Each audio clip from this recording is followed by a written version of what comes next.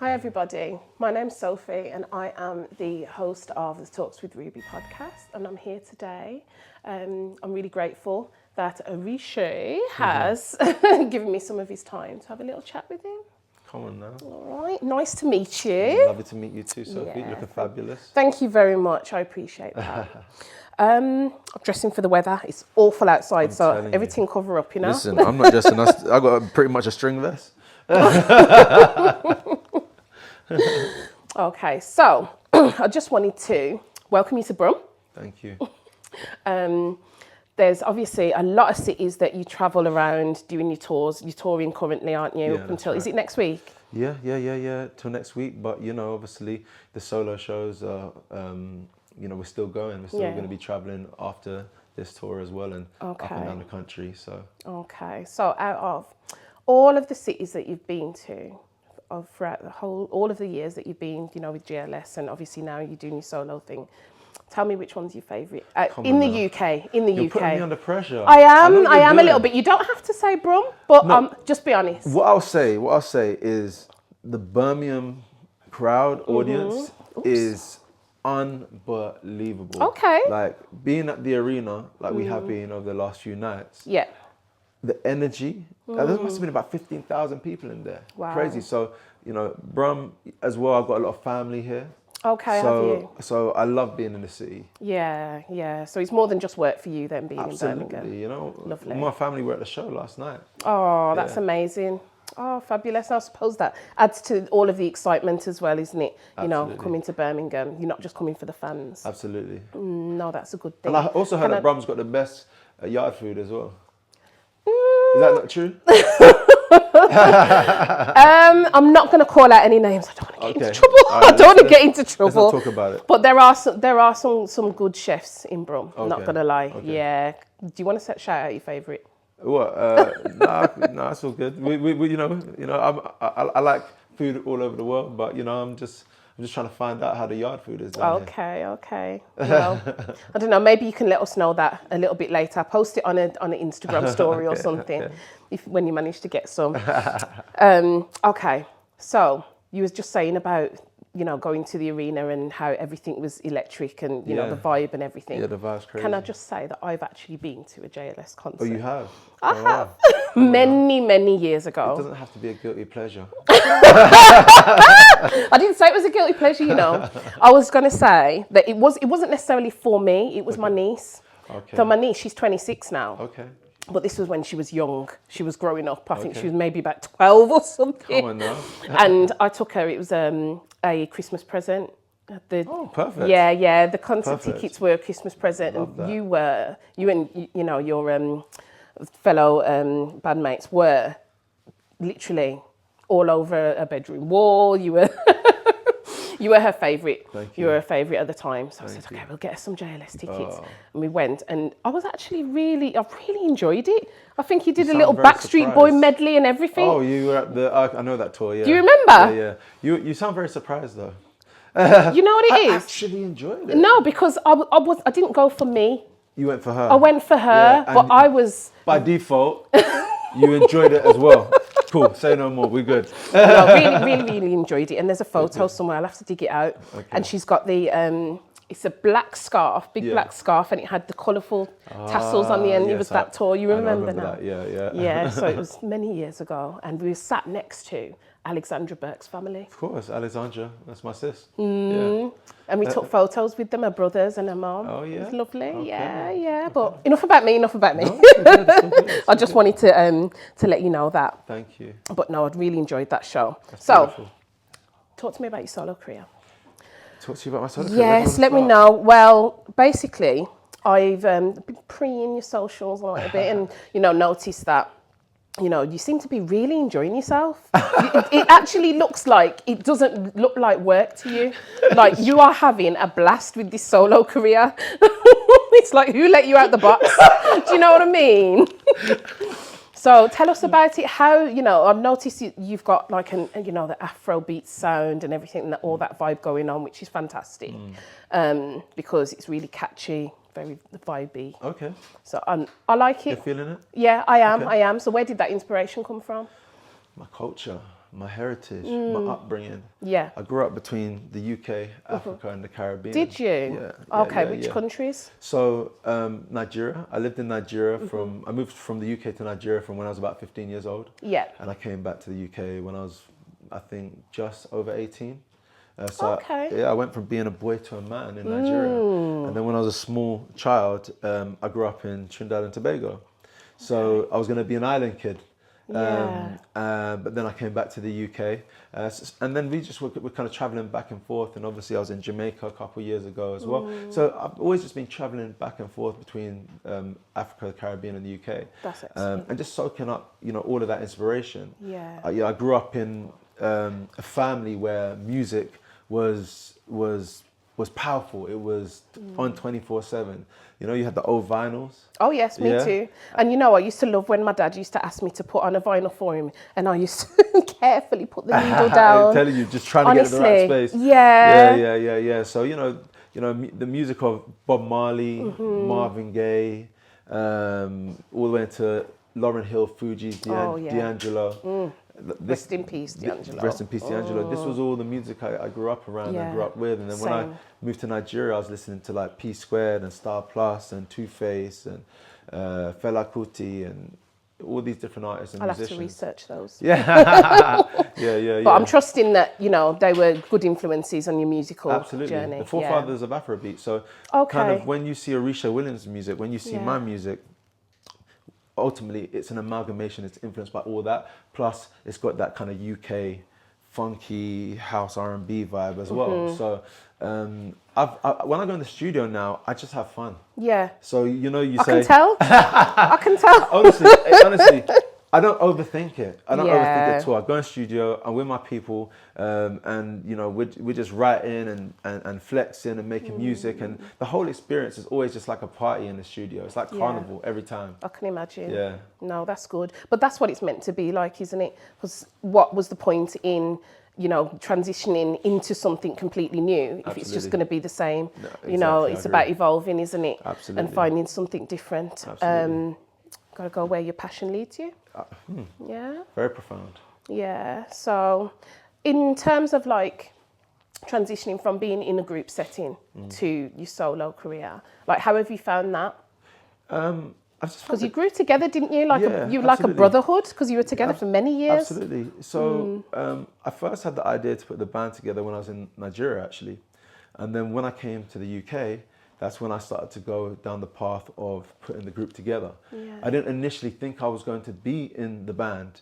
I thought I was going to manage this band, write songs for this band, and sign this band to my own record label. Oh, and stay behind the scenes kind of thing. Yeah, stay behind the kind of scenes. But I have my mentor, my singing mentor, is and was a great man by the name of Noel McCoy, who unfortunately is no longer with us.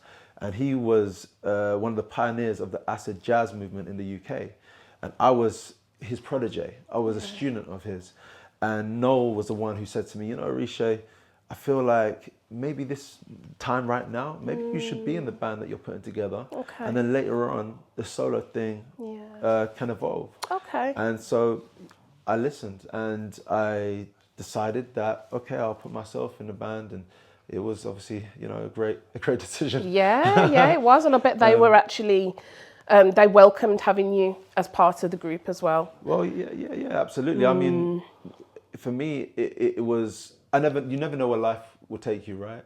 Of course not. And so sometimes you just got to surrender to however, in whichever way the world moves you, and it just so happens that I went through that journey, and now I'm in this kind of new journey, and I learned so much from being a part of the group. Yeah, I can imagine. It's been amazing. And now what I bring to my own music is obviously things that I've soaked up during those years. But now just completely feeling liberated, emotionally, culturally, just in every single way. It's been amazing. And the amount of people that have shown me love and support, and even from my original fan base. I can imagine, because amazing. You were around for many years with JLS, so you would have over the years built up, you know, that fan base, and then you've got your loyal ones that will probably go to every concert and follow you around. But now also because of social media, it's like new fans. So people that have never heard of me before, had never seen me within the group, and it's the first time they're seeing me is with, you know, my solo records like Language, Sober, you know, Bad Girl Anthem, all of that. And they're like, yo, who's this new artist? Yeah. And that's been exciting as well, because it's like, wow, actually, I can be myself. And for the first time, people are seeing me like for their first time. Yeah. So it's been really dope, man. Like, it's been exciting. There's been a lot of amazing moments that have happened over the last few years. And this year has definitely been quite an incredible year in this next chapter, for sure. Brill. So what's been the highlight then of this year? What's made this year so great? There's so many highlights. There's so many highlights. Well, first of all, on a personal highlight, my wife and my baby boy Shiva, just us growing as a beautiful new young family, Love that. is just, that's the highlight of my world, right? Yeah. So family first, and then after that, just everything that's been happening musically has been incredible. I was asked to perform at the main stage at Notting Hill Carnival. Oh, wow. Which was super dope. The South by Southwest came to London for the first time, and I was asked to perform at the Afro-Caribbean stage next to some incredible artists like Mortimer, and you know, I love Mortimer, and you know, Cowpea and Savannah and different Becca Dudley and all these different artists, which was really, really dope. And then I think there was one key moment where I was invited to perform on the Craig David TS5 show that was sponsored by Pepsi in Bristol. Yeah. And it was Craig David, and the only other artist and act was me. Oh my goodness. So it was Craig and me. And, you know, safe to say, I was like, wow. Yeah. Like, Craig's the king. Yeah. And he's done a lot for UK music over the years. He is Goodness king, me. you know, and especially as a solo black male singer, he feels like he's so untouchable. He's so high up there. So I was like, wow, yo, this is crazy. I can't believe that I've been invited. And the words of encouragement that he gave me when I pulled up to the show was so amazing. Wicked. He was like, I've been seeing what you're doing. Yeah. Keep it going. You and I need to get in the studio at one point and I'm do the surprised you thing. haven't done that. Yeah, I mean, really time surprised. is everything. That's what I've learned about life.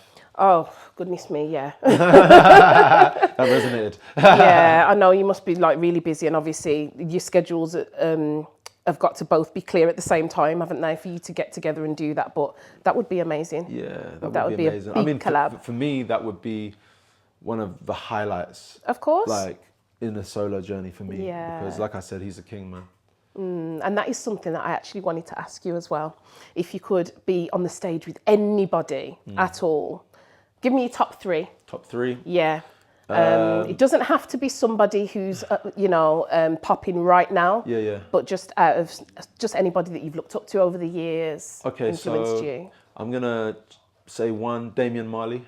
Oh, okay. Yeah, Bob Marley's son. Yeah. I know him. I Damien, know who you mean. Yeah, Damien's super dope. Like, I just love what he's done with progressing the sound and the kind of reggae, dancehall ragga movement. So, I'll definitely say Damian Marley. Secondly, who else would I choose? It's a random one. Okay. I know this is super random, and you're gonna be like, huh? I'd actually say Robbie Williams.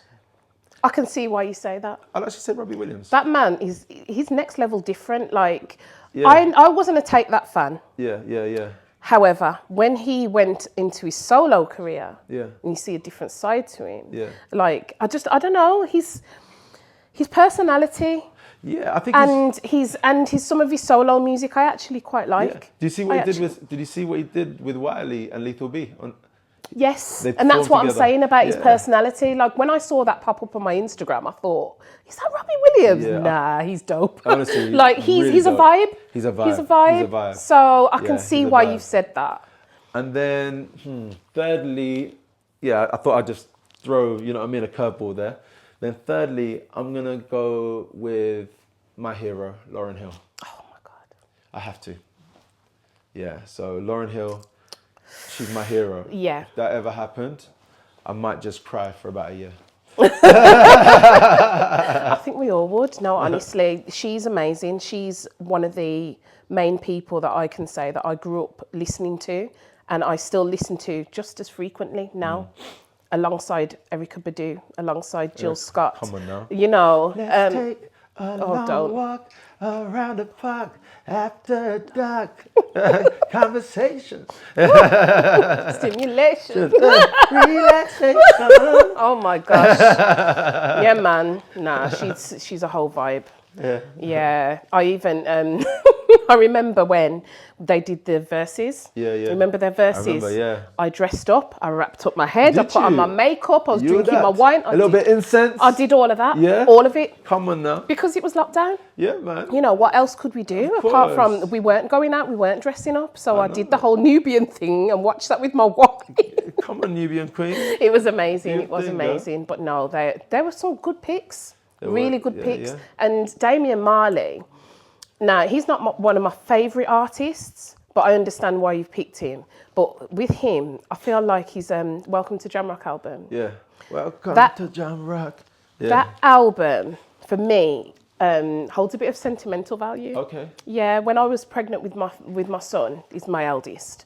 That was the year the album came out. Okay. Yeah, and I listened to that while I was pregnant. Yeah. So whenever it's approaching my son's birthday, Yeah. I dig that album out. album And I out. listen to it and it reminds me of when I was carrying my first child. That's really powerful. I actually have a similar, well, not a similar story of carrying a child, but I actually have a similar story whereby my son, his middle name's Zion. Okay, And lovely. Obviously, the Lauryn Hill song, Yes. Zion. Do you know what I mean? When I went to the Lauryn Hill concert and she sang Zion, it was... Touched you differently. It touched me differently because I remember him also being born and that being one of the songs that was playing when my wife was giving birth. Beautiful. So, yeah. Oh, she had music in the Absolutely. background. Oh, I mean, lovely. who's her husband? Yeah, that is Sophie. nice. Sophie. I know. Who's the husband? Of course. He's No, gonna have that's music. really nice though, I because just wanted calming. to calm, keep everything relaxed, chilled, and just make her feel as relaxed as possible. Yeah. With Beautiful. with the incredible, magical, miracle, heroic about to feat happen. that she was about to Beautiful. do. So yeah. Beautiful. No, that is lovely. I bet she really appreciated that because not everybody gets that nice, calm experience. I didn't have time for music. I didn't have time for none of that. It was Let's get the job done. everything was happened very quickly on both occasions, I hear that. unfortunately. I hear that. That's You all know. But yeah, one last question I wanted to ask. Yeah. A bit of reflective question, actually. So, can you think about a piece of advice that you would give, your younger self, going back to, prior to JLS days even, what is there anything that you would say to him, young Oritsé? The younger Oritsé. Knowing what you know now, being through everything that you've been through. I would say to the younger Oritsé that life is always going to have highs and lows. It's always going to have ups and downs. But just stay the course, stay the journey. Yeah. Remember that, tough times don't last, but tough people do. And also I would say to the younger Oritsé, be more open. Okay. Speak to people more about how you're feeling. I feel like trying to be strong for everybody else is something that I've always done. And bottling up my own emotions and my own feelings so that I don't want to feel like a burden on everybody or anyone around me has been something that I've done, and I don't think that that's been helpful for me. Okay. I feel like actually because the only way I've really expressed my emotions is actually through music, through poetry, through songwriting, through singing. That's where I release. But sometimes that's not even enough. Sometimes just having a conversation with somebody that you can confide in and trust is the most healing experience. And more people need to do that. Yeah. Not everybody opens up. Sometimes they don't feel like they've got the right people around them to open up to. They have fear of judgment and things like that. And especially young men. I was just about to say, especially young men. And can we just highlight that it is it's men's mental health. It is month, men's isn't mental it? health Yeah. month, and So yeah, it's a really important message to push out there. Yeah, let's shine the light on that because men, we need to talk more. Of course, For yeah. sure. But like you said, some people have different ways of, dealing with that. Some people, are, they will chat and they'll pick up the phone and what have you. And then other people will express themselves through, like you said, music and things like that. Because music is therapy, isn't it? I think, it is. And I think with guys, really for us, it's the fear of being vulnerable. Oh, yeah. That's what it is. And I feel like sometimes we have to find the courage to surrender to our emotions and surrender to being open-hearted. Yeah. But that takes time. That takes time, and it takes a lot of inner courage. Yeah. But you said it's your wife, isn't it? You're married. Yeah. Yeah. So at least I'm married. Look, this this you've ring got. was made in the Caribbean, in Trinidad and Tobago. Oh, amazing! Lovely. Did she have hers made as well? Yeah, we got the same one. Are they engraved? They are engraved, yeah. Literally, just before we got the flight back to UK, it was engraved. And then her engagement ring, I got the stone from her home country, which was Sri Lanka. Oh, lovely. It's a pink sapphire, so on her engagement ring. So it's all got a cultural meanings. Okay. Yeah. You know what? I wasn't going to ask anything about your personal life, but now I feel like I want to be a bit nosy. Okay, seeing as you're delving into the family stuff. Go ahead. Your proposal. Did you sing? I absolutely did. And to be honest with you, I bricked it. Really? I was the most nervous I've ever been in my whole entire life. Literally, I was looking at her, I was on one knee, and I was like, "You are perfect too." She's like, "Oritsé, calm, you can do this. So, and I was like, why did I choose to sing in this moment? This was the moment where I was just falling apart. Yeah. Right? And I'm just looking at her in her eyes. I'm melting. I'm crying. I'm trying to sing, and I can't sing. Aww. And but it was beautiful. Yeah. It was beautiful, and we ended up getting married in Jamaica. So. Oh, wonderful. It was beautiful. Oh, that's a nice story. Like I said, I wasn't going to ask anything personal, but that is a lovely story. Oh, come on now. Thank you for sharing. Thank you. But no, it's been absolutely amazing sitting with you today and trying to, delve into what's going on with you. But one last question. Oh, you got another one? No. Sophie, just one. Okay. No, just one last it's one. Okay. I know you probably won't answer it. You're a sister in now, so keep on going. Thanks. No, there's one last one. Any future collaborations that we can look forward to? Any future collaborations? Or aren't you allowed to say? You know what? What I will say is that I'm working with some incredible producers and writers that have worked with artists that I really admire. Artists in the Afrobeat space, so people like Davido, Burna, Ara, Adekunle Gold, and so on and so forth, and also people that have worked with close to some of the Marley family, worked actually in Bob Marley's studio in Jamaica. Excellent. And yeah, some incredible people as well from the UK, some young producers, young writers, which has really been dope. And all the collaborators that I have, people that I have worked with on my solo records up until now, Pusha T, Ivorian Doe, Styler G, AO Beats, Bella Shmurda. Obviously, it's been an incredible journey. And I just want to stay open, and whether that's new artists or old school artists.